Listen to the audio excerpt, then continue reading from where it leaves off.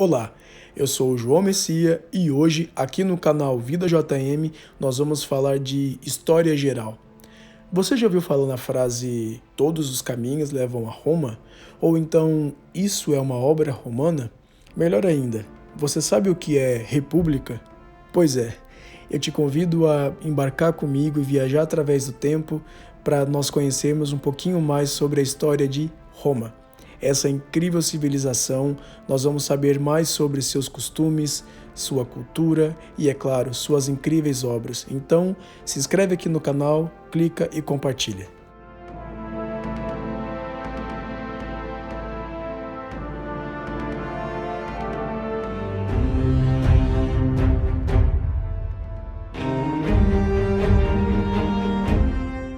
Para ficar mais didático, nós vamos dividir Roma em 3 fases: a monarquia, a república e o império.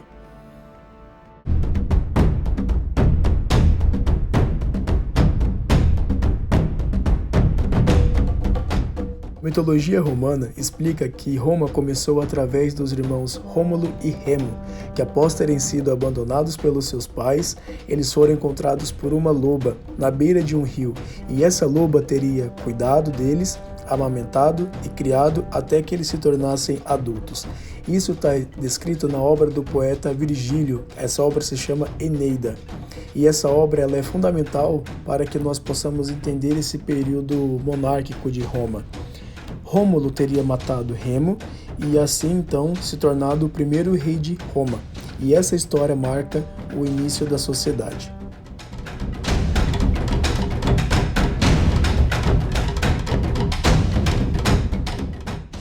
Três povos serão muito importantes para a fundação de Roma: os latinos, os sabinos e os etruscos.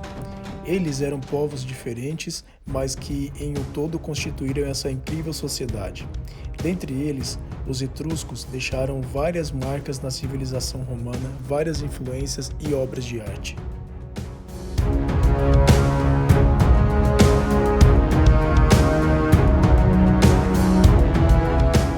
Algo que é bem característico de Roma é a presença do Senado. O Senado ele esteve presente na sociedade romana desde a sua fundação com a monarquia, passando pela república e finalizando com o império. Já no período monárquico, Roma apresentava classes sociais muito bem estruturadas.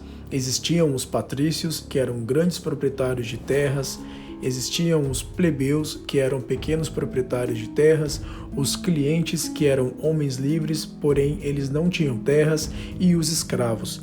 E naquela época a escravidão ela poderia ser por dívida ou então se você era conquistado.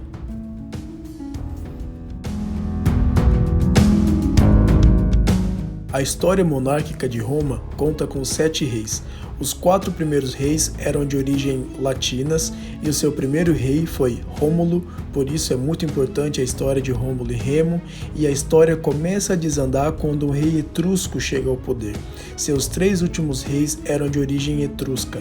O último rei de Roma foi Tarquínio o Soberbo, e Tarquínio ele era conhecido por sua exuberância e sua má administração. Foi então que o Senado romano decidiu destituir o Tarquínio Soberbo e então instaurou o que nós conhecemos hoje como a República de Roma.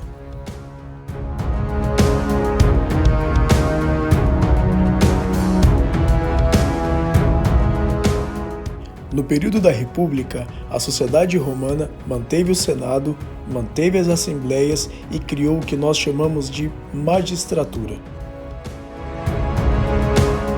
Então, o Senado elaborava as leis, a Assembleia votava essas leis e a magistratura aplicava a lei. É interessante ressaltar que a magistratura ela era dividida em vários subcargos. O cargo de cônsul era o cargo mais importante durante o período da República Romana, e ele sempre era dividido em 2. Um cônsul cuidava do Senado e o outro cônsul cuidava do exército.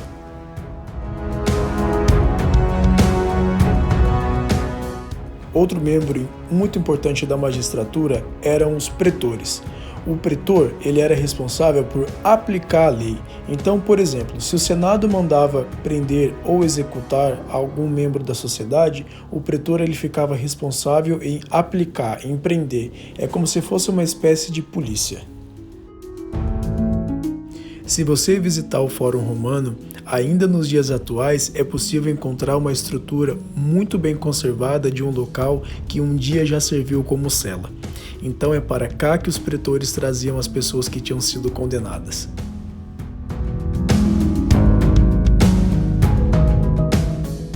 Ainda fazendo parte da magistratura, a sociedade contava com o trabalho do edil, que era uma espécie de administrador público, o censor, que era uma pessoa que ficava responsável por analisar o quanto que as pessoas tinham em patrimônio, e o questor, que ficava responsável por recolher os impostos.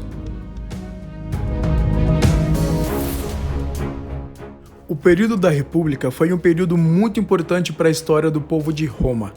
Esse período foi marcado por intensa expansão territorial e, é claro, novas descobertas na área da arquitetura. Reparem nessa estrutura circular que eu estou mostrando agora. Ao longo desse arco romano, vocês conseguem notar que existem várias estruturas semelhantes. Isso foi inventado para diminuir o peso do arco e, dessa forma, com esses círculos, eles conseguiam fazer estruturas maiores, mais imponentes, e vocês conseguem encontrar uma estrutura semelhante no Panteão.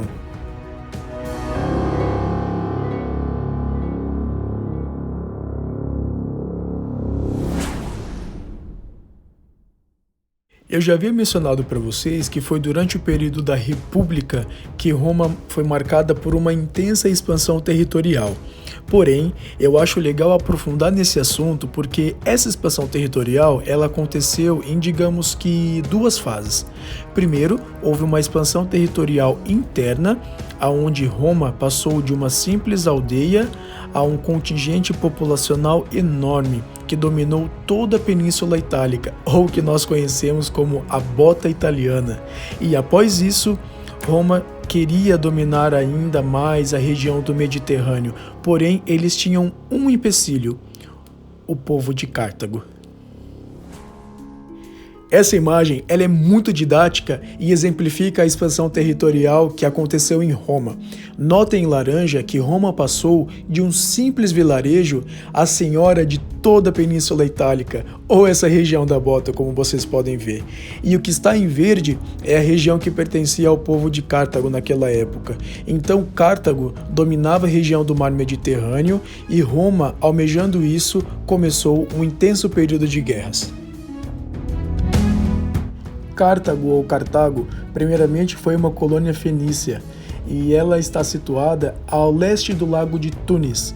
E essa região fica no país que nós conhecemos hoje como Tunísia. E o povo de Cartago, ele era extremamente conhecido por sua maestria no domínio das habilidades marítimas e também por sua intensa capacidade de negociação. Porém, houve uma segunda grande guerra púnica, e nessa imagem vocês têm a representação do general cartaginês Aníbal. E nessa segunda grande guerra púnica, que teria ocorrido entre 218 a 201 a.C., o povo cartaginês saiu vitorioso. Até aqui, eu acho que já ficou bem evidente que vencer o povo cartaginês não seria uma tarefa tão fácil assim para os romanos, né? Só começou a expandir o território. Nessa imagem aqui, tudo que vocês estão vendo em verde passou a ser território de Roma e foi esse o período de maior expansão.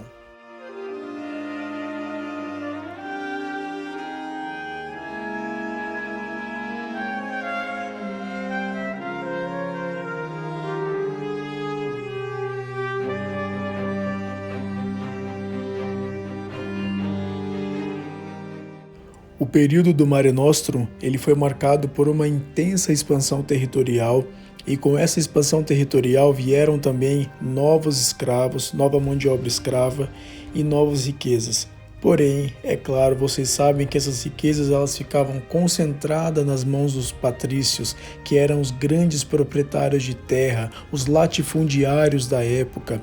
E os patrícios colocavam esses novos escravos para trabalharem nas suas terras, e isso acabou provocando uma crise sem fins dentro da sociedade romana, porque os plebeus, que eram aqueles pequenos proprietários de terra, aqueles pequenos comerciantes, eles começaram a terem os seus produtos desvalorizados.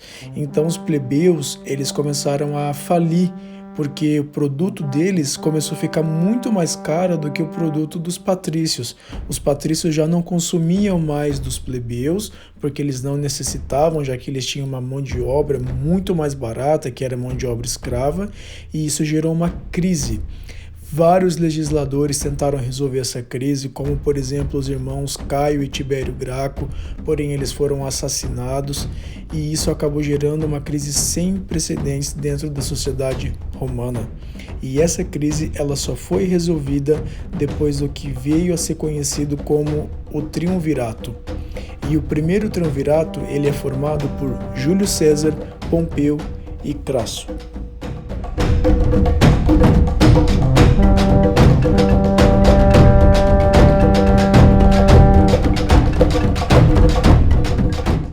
O Triunvirato, então, ele foi criado para tentar solucionar esse caos que estava instaurado dentro da sociedade romana. E é muito importante vocês saberem sobre ele que Crasso, ele foi logo morto após ele ter saído de Roma em uma batalha para tentar conquistar território e terra. Então sobraram apenas Júlio César e Pompeu. Pompeu, ele ficou na cidade de Roma para cuidar de toda a parte administrativa, do que se referia aos negócios, ao Senado romano, e Júlio César, ele partiu para uma conquista na Gália. E todos nós sabemos que essa pessoa aqui, Júlio César, foi uma pessoa extremamente importante para a história romana. Aqui eu vou deixar uma imagem para vocês de como ele deveria ser. Eu achei pertinente colocar aqui só para a gente poder aprofundar um pouquinho mais na história. Júlio César, ele foi para a Gália para tentar conquistar esse povo, porém o que era para ser uma batalha rápida acabou tardando muito tempo.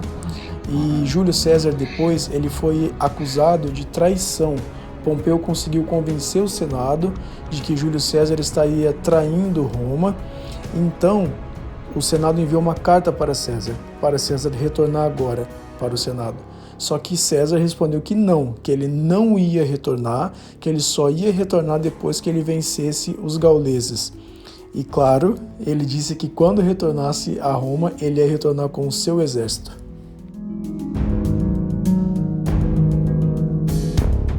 Júlio César retorna vitorioso da Gália e Pompeu fugiu. E aqui Júlio César começa um excelente trabalho de divisão de terras. Ele costuma fazer uma reforma em prol dos plebeus e Júlio César foi declarado pelo Senado romano como ditador perpétuo de Roma. Esse aqui é o sítio arqueológico do Fórum Romano e eu queria mostrar para vocês essa estrutura porque ela está muito bem conservada. É emocionante para mim pensar que aqui eram decididas várias coisas a respeito do que nós conhecemos hoje como República. Dentro dessas colunas aconteceram várias histórias, vários aprendizados.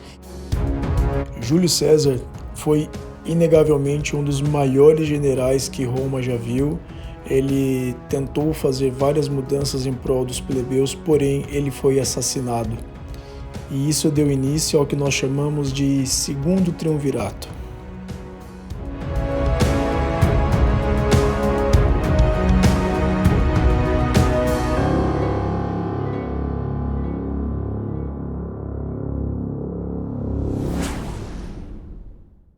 Bom, pessoal, então, recapitulando, o Triunvirato ele foi pensado, ele foi feito para tentar sanar essa questão, para tentar amenizar essa questão dos plebeus, essa desigualdade social que existia entre plebeus e patrícios, que eram os grandes proprietários de terra. E o primeiro Triunvirato era composto por Júlio César, Pompeu e Crasso. Essas três figuras são figuras muito importantes para a história de Roma. Não se esqueçam disso.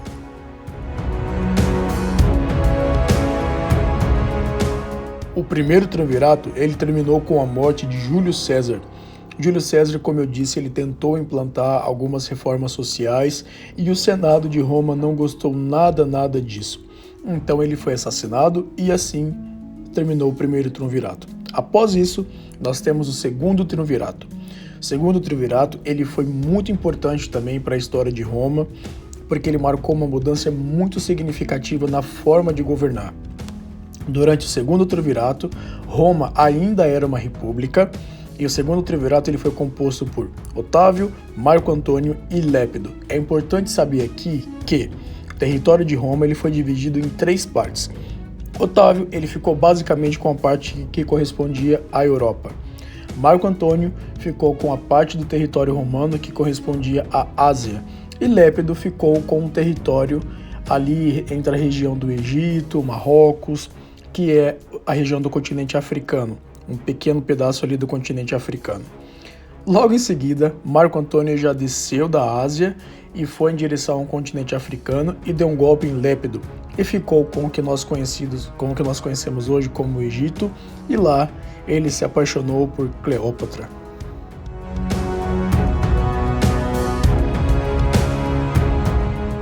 Após isso, Otávio e Marco Antônio eles entraram em um embate muito forte que acabou resultando no suicídio aí de Marco Antônio e Cleópatra, que são figuras extremamente conhecidas aí da história. Após isso, Otávio ele se tornou o único triunviro ali de Roma. E, como eu já mencionei, ele era sobrinho de Júlio César e ele sabia o que tinha acontecido com seu tio após tentar implantar reformas sociais. Então, o que Otávio fez? Ele simplesmente baniu todo o Senado e, a partir daquele momento, Roma não era mais uma república. Roma era um império. E Otávio, ele se autodenominou Deus, Otávio Augustus. Então, Augusto significava divino. Isso é muito importante vocês saberem. Após o segundo triunvirato, Roma não é mais uma república, agora Roma é um império. E nesse império, Otávio é o Deus. O governo de Otávio Augusto ele é conhecido por basicamente 2 temas: a Pax Romana e, é claro, a política do pão e circo. A Pax Romana ela é caracterizada pelo novo modo de vida dos romanos. Eles não estavam mais preocupados com uma conquista de território, uma vasta conquista de território. Agora eles estavam mais preocupados em manter o território que eles tinham. E isso também foi um pedido dos plebeus, porque os plebeus eles queriam ficar em casa com a sua família, eles queriam aproveitar um pouco mais a vida. Então, Otávio Augusto ele implantou esse novo modo de vida aí dos romanos. E também ele desenvolveu o que nós chamamos de política do pão e circo. Ele montava espetáculos em arenas que hoje elas são conhecidas como coliseus.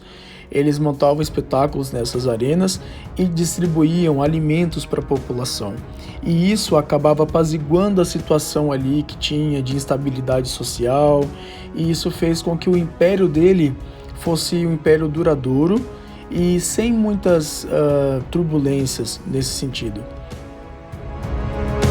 A situação começou a ficar complicada nessa região aí do império com a ascensão do cristianismo.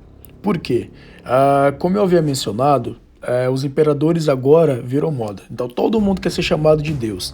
E eles não aceitavam o fato dos cristãos terem o seu Deus. E eles não aceitavam isso. Então isso acabou gerando um conflito muito enorme no império. E eles foram severamente castigados, severamente perseguidos. Eles viraram alvo de brincadeira dentro das arenas e também verdadeiras atrocidades, como por exemplo serem comidos vivos por leões. E Nero foi um ferrenho perseguidor dos cristãos. E isso só foi mudar com Constantino. Quando Constantino se converteu ao cristianismo, depois ele assinou o Edito de Milão, que dava aí liberdade de culto aos cristãos, e depois o Edito de Tessalônica. O Edito de Tessalônica ele foi fundamental também, porque ele tornou o cristianismo a religião oficial do império. Bom, agora aqui quase finalizando esse vídeo, nós vamos falar sobre a queda do Império Romano. Bom, É fácil de entender, porque a economia de Roma, ela era uma economia basicamente escravista, então ela utilizava mão de obra escrava. Lembra que eu havia comentado da Pax Romana? Se eles não estavam mais conquistando territórios, eles também não estavam adquirindo escravos. Isso acabou gerando uma falência econômica, a desorganização do exército e também a pressão nas fronteiras, a pressão bárbara. Isso tudo acabou culminando na queda do Império Romano. E em 395 d.C., Roma foi dividida em duas partes, a Roma do Oriente e a Roma do Ocidente. E isso marca a queda do Império Romano e o começo da Idade Média. Eu espero que vocês tenham gostado desse vídeo, que ele tenha ficado didático, que todos tenham entendido. Deixem comentários, sugestões, críticas, eu estou adepto a ouvi-los, ok? Muito obrigado, tchau, tchau.